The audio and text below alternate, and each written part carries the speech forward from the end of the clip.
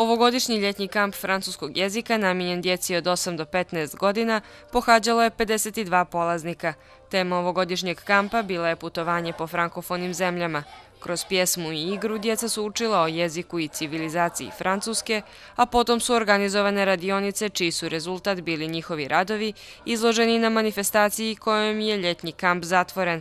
Predsjednica Udruženja francuskog jezika Edina Mandić-Abdić objasnila je na koji način su realizovali ovu manifestaciju. Francuski se govori na 5 kontinenata.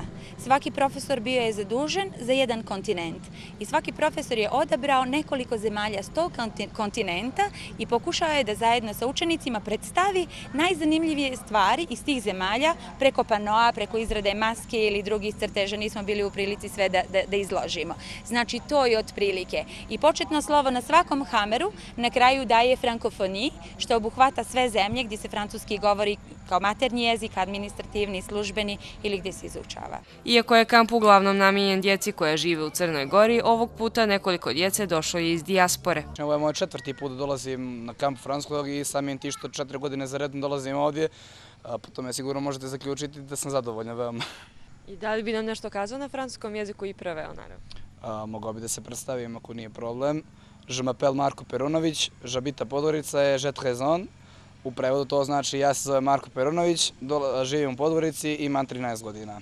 Baš sam zadovoljna jer ovdje sam naučila da učim jezik kroz igru i baš se super provodimo. Imamo animatore koji dolaze iz Francuske i profesore naše koji nas baš dobro uče francuski.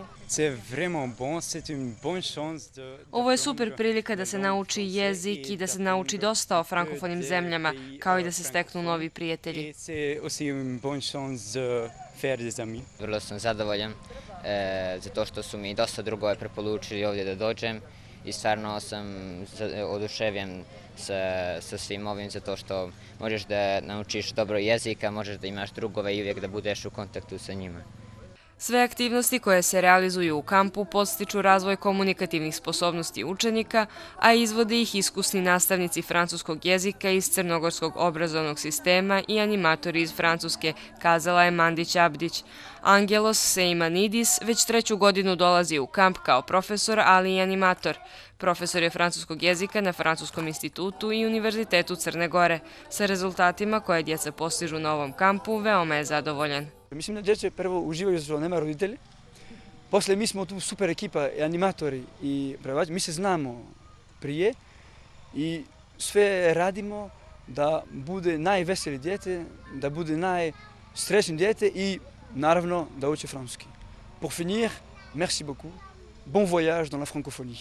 Mandić-Abdić pozitivno je ocijenila saradnju Crne Gore i Francuske na polju kulture. Francuski institut samom podrškom udruženju i aktivnostima udruženja pokazuje da je zainteresovan za promovisanje francuskog jezika i francuske kulture, francuske i frankofone kulture na teritoriji Crne Gore. Znači, ako pratite dešavanja tokom dana frankofonije, to je otprilike nedelju ili 2, onda možete da vidite da su tu i koncerti i izložbe i razna druga dešavanja koje pokušavaju da približe francusku i francusku kulturu ljudima iz naše zemlje. Kamp organizuje Udruženje profesora francuskog jezika uz podršku Francuskog instituta i Zavoda za školstvo.